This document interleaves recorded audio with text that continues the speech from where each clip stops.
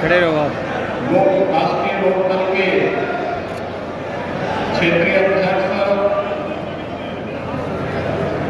योगेंद्र जी, जिलाध्यक्ष वाजिद अली जी, प्रदेश महासचिव श्री ऋषिराज राठौड़ जी,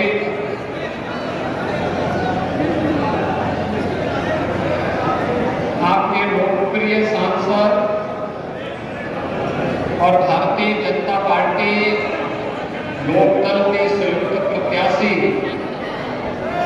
श्री प्रदीप चौधरी जी, एमएलसी श्री वीरेंद्र सिंह जी, हमारे विधायकगण श्री प्रसन्न चौधरी जी, धीरज सिंह जी, मुकेश चौधरी जी,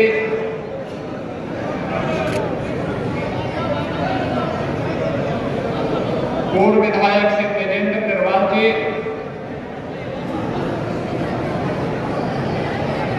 आज के इस कार्यक्रम में उपस्थित प्रदेश सरकार के पूर्व मंत्री श्री सुरेश राणा जी, जिला पंचायत अध्यक्ष श्रीमती मधु गोजर जी,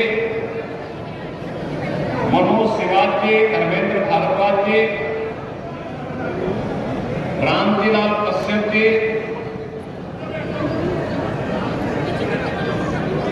रमेश गौड़ जी, अरविंद संकल जी, और इन सबको अपना आशीर्वाद प्रदान करने के लिए यहाँ पर उपस्थित गोसे महंत शेरनाथ जी महाराज और उपस्थित सभी किराना लोकसभा क्षेत्र से जुड़े हुए मेरे सभी उपस्थित बहनों भाइयों, आज मुझे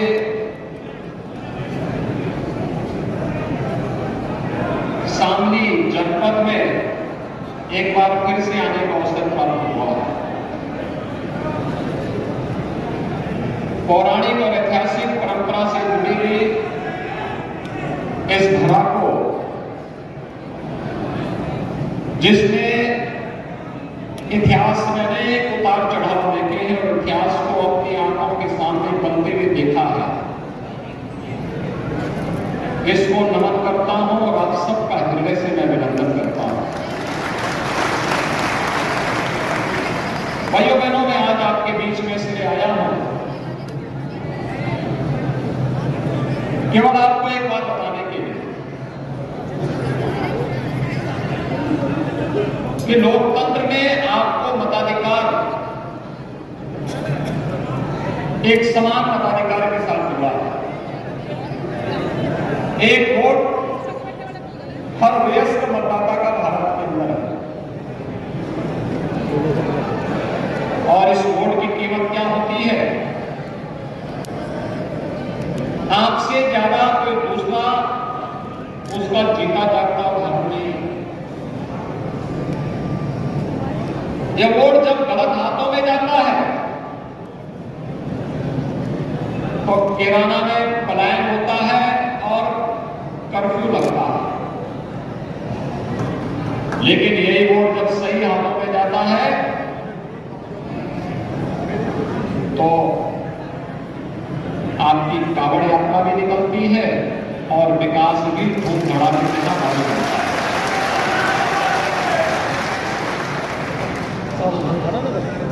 आपका एक वोट कितना कीमती है, गलत हाथों में जाता है तो वह अराजकता का कारण बनता है। बेटी और व्यापारी दोनों की सुरक्षा खतरे में पड़ती है, अन्नदाता किसान की सुरक्षा खतरे में पड़ती है। लेकिन यही वोट जब मोदी जी के नेतृत्व में भारतीय जनता पार्टी को प्राप्त होता है तो नौजवान को आजीविका भी मिलती है, बेटी और व्यापारी सुरक्षित भी होता है और आस्था को भी सम्मान मिलता है। मैं सचमुच पिछले 15 दिन से होली के कार्यक्रमों को बहुत नजदीक से यूपी के अंदर देख रहा था। अयोध्या में भी, काशी में भी, मथुरा वृंदावन में भी और हर जनपद में। अयोध्या में मैं पिछले कई दशकों से एक गाना सुनता था, होली खेले रघुबीरा और होली खेले रघुबीरा। हीरो मजा तो मिलाने लगे, लेकिन मन दुख होता था जब गत वर्ष तक जन्मभूमि पर रामलला नहीं गिरते। आज 500 वर्षों के बाद पहली बार अवसर आया है जब अयोध्या में सचमुच रामलला ने भी होली खेली। एक वोट कैसे देश की तकदीर और तस्वीर बदल देता है, क्या आज नए भारत के रूप में देख सकते हैं। 5 वर्ष 10 वर्ष पहले क्या स्थिति थी? भारत के पासपोर्ट की कोई कीमत नहीं थी। कोई भी भारतीय, वो किसी जाति, किसी मत, किसी मजहब, किसी क्षेत्र, किसी भाषा का रहने वाला क्यों ना हो, वो दुनिया के अंदर ज्यादातर सम्मान नहीं पाता। लेकिन आज जब भारतीय के रूप में आप दुनिया के अंदर आप कहीं भी जाएंगे, बड़े सम्मान की जगहों से मिलेंगे। भारत की सीमाएं सुरक्षित हुई हैं, आंतरिक और सुरक्षा की स्थिति बेहतर हुई है। आतंकवाद हो, नक्सलवाद हो, उग्रवाद हो, ये पूरी तरह नियंत्रण में है। एक तरफ इस प्रकार का वातावरण, दूसरी तरफ विरासत को सम्मान। काशी में काशी विश्वनाथ धाम बन रहा है, अयोध्या में प्रभु रामलला का भव्य मंदिर का निर्माण, और आजादी के उन सभी बंदों का सम्मान किस रूप में हुआ है।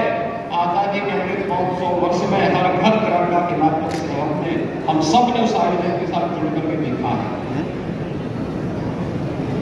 बंदों केवल एक तक सीमित नहीं है। अभी हाल ही में किसानों के मसीहा चौधरी चरण सिंह जी को भारत का सर्वोच्च नागरिक सम्मान भारत रत्न प्राप्त हुआ। एक विरासत का सम्मान है। चौधरी साहब किसानों के मसीहा थे और उत्तर प्रदेश के लिए तो गौरव की बात इसलिए भी कि उत्तर प्रदेश के मुख्यमंत्री के रूप में भी उनका बहुत दिनों तक मार्गदर्शन उत्तर प्रदेश वासियों को प्राप्त हुआ।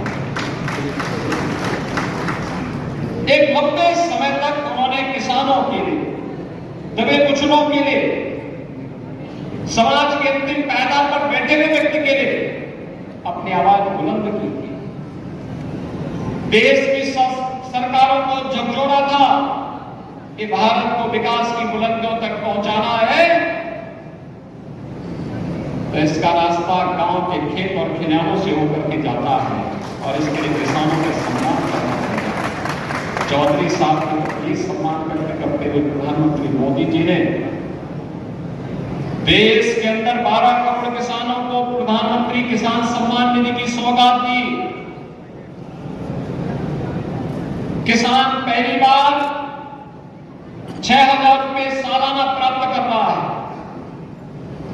यह चौधरी साहब का सम्मान है और इसीलिए आज हम सब आपके बीच आए हैं कि एक तरफ विरासत को विकास के साथ जोड़ने वाली मोदी जी के नेतृत्व की भारतीय जनता पार्टी गठबंधन की सरकार है, जिसने तुष्टीकरण को नहीं बल्कि बिना भेदभाव के हर नागरिक की संतुष्टि को आधार बनाया है। सबका साथ और सबका विकास जिसका मंत्र है, वो अभियान पुरजोर तरीके से हम सब देख सकते हैं। ऐसे ही देश के अंदर बड़े बड़े इंफ्रास्ट्रक्चर के कार्य जो हो रहे हैं, highway, railway, airport, medical college, IIT, IIM, पश्चिमी उत्तर प्रदेश में प्रदेश का पहला स्पोर्ट्स यूनिवर्सिटी हम लोग सरगना में बना रहे हैं। सहारनपुर में मां शाकंभरी के नाम पे विश्वविद्यालय बन रहा है। एक नए भारत का नया उत्तर प्रदेश, और जिसके लिए मोदी जी कहते हैं ना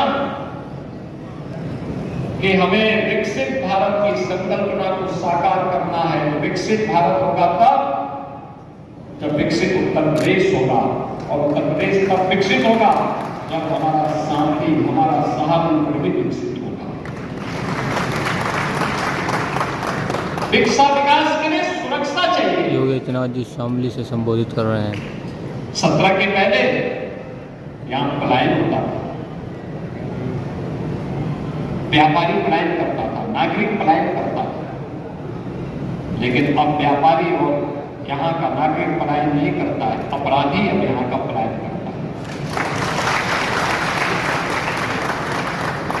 पहले अन्नदाता किसान से लेकर के हमारा व्यापारी और बेटी भी सुरक्षा की गुहार लगाती थी, कोई सुनवाई नहीं होती थी।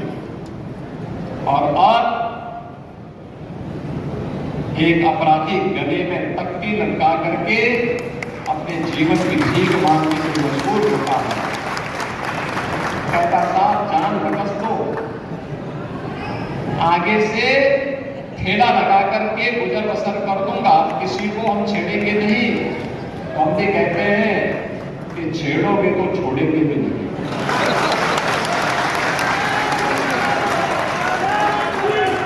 आप मुझे बताओ, पिछली सरकारों ने कर्फ्यू दिया और हमने आपको कावड़ यात्रा दी, कावड़ यात्रा खूब बढ़ाई निकाली, कोई रोक टोक नहीं। यानी एक वोट की कीमत देश को भी कहां पहुंचा सकता है, नागरिक सम्मान को कहां ले जा सकता है, और सभी लोगों को बिना भेदभाव की सुरक्षा भी दे सकती है। और इसके लिए यह प्रबुद्ध सम्मेलन समाज के हर तबके का व्यक्ति यहां पर आया है। अधिवक्ता भी है, चिकित्सक भी है, शिक्षक भी है, व्यापारी भी है, इंडस्ट्री से जुड़े हुए लोग भी हैं, पेट्रोलियम डीलर एसोसिएशन से जुड़े हुए लोग भी हैं, जनप्रतिनिधि भी हैं, और समाज के विभिन्न तबकों से जुड़े हुए लोगों को बुलाया गया है। ये समाज का माहौल बनाते हैं, समाज को लीड करते हैं। और आपके यहां तो पहले चरण में ही चुनाव है 19 अप्रैल को, लेकिन अंतिम चरण में 1 जून को चुनाव है पूर्वी उत्तर प्रदेश में। अगर पहले चरण के मतदान के लिए आप अपने आप को तैयार कर लेंगे और पहले दिन से ही तय कर लेंगे कि नहीं, हमें चुनाव के मतदान के लिए स्वयं भी वोट पोल करना है, लोगों को वोट पोल करने के लिए प्रेरित करना है, अगर आप तय कर लेंगे तो मित्रों, मतदान का जो प्रतिशत 30, 40, 50 और 60% तक सीमित रह जाता है। इसी प्रतिशत को हम बढ़ा करके 80 और 90% तक कर सकते हैं, और यही सही लोकतंत्र है, जहां बिना भेदभाव के हम व्यक्ति अपने मताधिकार का प्रयोग कर सकते हैं। हमें उसके लिए तैयार होना पड़ेगा,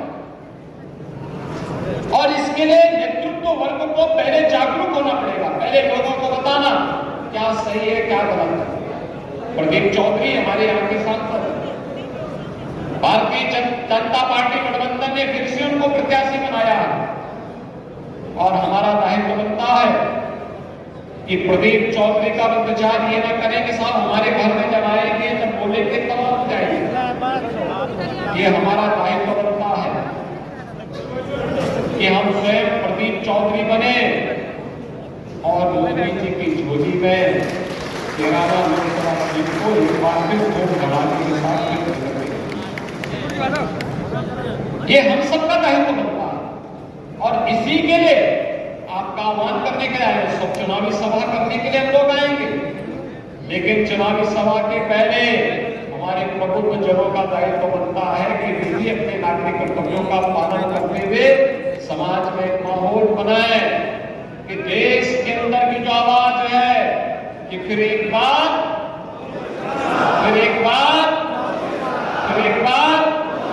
मोदी सरकार, और अब की बार की बात तो ये जीत हो तो कायदे से हो ना धूम धड़ाके की जीत।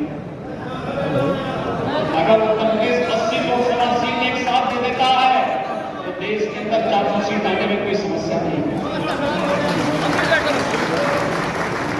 और इसके लिए हमें अभी से तैयारी करनी होगी, इंतजार नहीं करना होगा। बहनों भाइयों, आज आप देख रहे होंगे हमने अभी गत वर्ष ही इस बात का निर्णय भी किया है अन्नदाता किसानों के लिए। आपने देखा होगा, आपने सरकार बनाने के लिए आशीर्वाद दिया तो सरकार उत्तर प्रदेश के अंदर ऋण माफी से अपने कार्यक्रम को प्रारंभ करती है और ऋण माफी के कार्यक्रम को आगे बढ़ाते बढ़ाते अब हम लोग निजी नलकूप किसानों को भी फ्री में बिजली देने के लिए पैसे की व्यवस्था कर सकते हैं। एमएसएमई व्यापारियों को हमने 5 लाख रुपए का स्वास्थ्य बीमा का कवर कर दिया, दे दिया।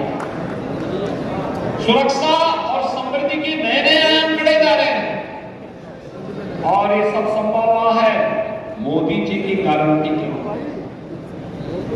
मोदी गारंटी किसी कार्य के 100% होने की गारंटी देता है। और आज जब मोदी गारंटी की बात करते हैं, मोदी जी की गारंटी की बात करते हैं, तो मोदी जी की गारंटी का मतलब 12 करोड़ किसानों को देश के अंदर प्रधानमंत्री किसान सम्मान निधि का सौगात, 4 करोड़ गरीबों के सिर को ढकने के लिए प्रधानमंत्री आवास योजना की आवास, 80 करोड़ गरीबों को फ्री में राशन की सौगात, 10 करोड़ गरीबों को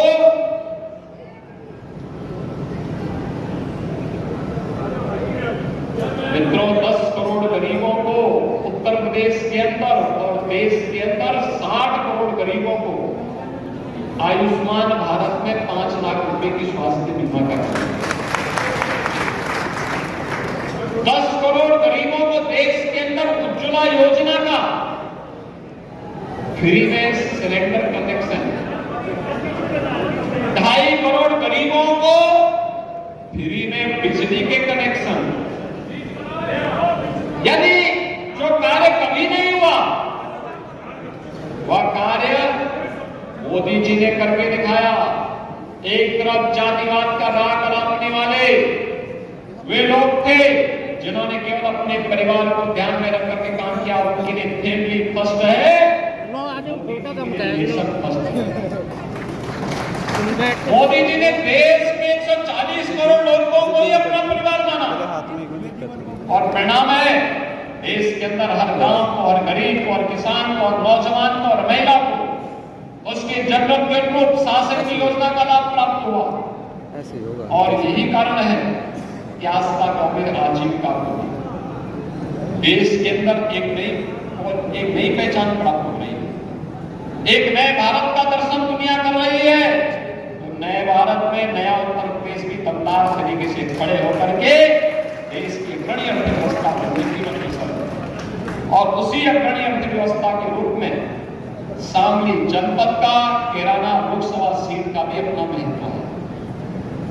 मित्रों, जो कुछ भी हम हमारे जनप्रतिनिधि कर पाए हैं और अब तो सोने पे सुहागा हो गया कि बीजेपी के साथ साथ अब राष्ट्रीय लोकदल भी इस अभियान का हिस्सा बनकर के हम सब मिलकर के विकास के लिए भी और विरासत के लिए भी कार्य करेंगे, नौजवान की आजीविका के लिए भी कार्य करेंगे और किसान के सम्मान के लिए भी कार्य करेंगे, बेटी की सुरक्षा का भी पुख्ता व्यवस्था करेंगे और व्यापारी की समृद्धि के लिए भी मार्ग प्रशस्त करेंगे। इंफ्रास्ट्रक्चर के बड़े बड़े कार्य होंगे तो साथ साथ गांव की कनेक्टिविटी को बेहतर करेंगे। हर घर नल की योजना लागू होगी तो यमुना मैया की सफाई की पुख्ता व्यवस्था भी होगी। ये सभी कार्यक्रम व्यवस्थित तरीके से आगे बढ़ेंगे। पलायन जैसी कुप्रथाओं पर पूरी तरह विराम लगेगा। हमने किराना में पहले ही तय कर दिया है, वहां पे पीएससी की हमारी पानी का कटन हो रहा है, पूरी एक पानी वहां घटित होने जा रही है। और इसके बाद आप देखना सुरक्षा का बेहतर माहौल। आज पश्चिमी उत्तर प्रदेश में बेटी यहीं पे रह करके पढ़ रही है। जो पहले बेटी की शादी होती थी, माँ बाप इस बात के लिए कहते बेटी तो पढ़ाई है, लेकिन उस बेचारी की गलती क्या थी कि पिछली सरकारों ने ऐसा माहौल दे दिया कि बेटी को पढ़ाई करने के लिए भी घर छोड़ करके जाना होता। अब बेटी अपने माँ बाप के साथ रहकर के पूरी पढ़ाई कर रही है। ये उत्तर प्रदेश के लिए गौरव की बात है। उत्तर प्रदेश के लिए हमारा व्यापारी सुरक्षित है। आज किराना में फिर से, शामली में फिर से व्यापार खत्म हो रहा है। मैं देख रहा था, मैं देखता हूं, अक्सर मैं आंकड़े मंगाता हूं जनपदों के लिए, जानकारी मंगाता हूं, और तब मुझे लगता है कि हम सही दिशा में आगे बढ़ रहे हैं। और मित्रों, उसी अभियान को आगे बढ़ाने के लिए आज मैं आपके पास आया हूं। प्रदीप चौधरी भारतीय जनता पार्टी के और एनडीए के प्रत्याशी, घर घर जाना उनके लिए चुनाव के दौरान कठिन होगा। 5 वर्ष तक आप उनसे मुफ्त सेवा लीजिए, गांव गांव बुलाइए, मोहल्ले मोहल्ले बुलाइए। हम लोग भी उनको इस बात के लिए फ्री देंगे कि भाई आप चाहिए, हर गांव में जाइए, लेकिन चुनाव के दौरान हर गांव, हर घर तक पहुंचना कठिन होगा। इसके लिए आपको स्वयं प्रदीप चौधरी का और मोदी जी का प्रतिनिधि बन करके गांव गांव, घर घर जाकर के लोगों को जागरूक और इसी के लिए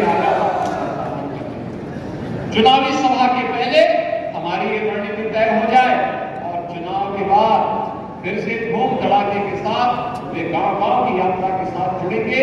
इस विश्वास के साथ आज देश के अंदर की जो आवाज है, उस आवाज के साथ हम सब भी जुड़ेंगे कि फिर एक बार बोलना नहीं है, फिर एक बार मोदी सरकार, फिर एक बार मोदी सरकार के संकल्प के साथ हमें मोदी जी को तीसरी बार देश का प्रधानमंत्री बनाना है। मोदी जी तीसरी बार भारत के प्रधानमंत्री बनेंगे और अगले 3 वर्ष के अंदर भारत दुनिया की तीसरी बड़ी अर्थव्यवस्था के रूप में भारत दुनिया की एक शक्ति बनेगी, ग्लोबल पावर के रूप में भारत की बड़ी पहचान होगी। और उस नए भारत के लिए हम सबको प्रार्थना से जुड़ना होगा। इस विश्वास के साथ मैं आज के अवसर पर आप सबको हृदय से अपनी शुभकामनाएं देता हूं और इस पूरे अभियान में हम सब जुट करके प्रदीप चौधरी को ऐतिहासिक बहुमत से विजयी बनाने का कार्य करेंगे। आप सबके प्रति मेरी शुभकामनाएं। धन्यवाद। जय हिंद, जय जय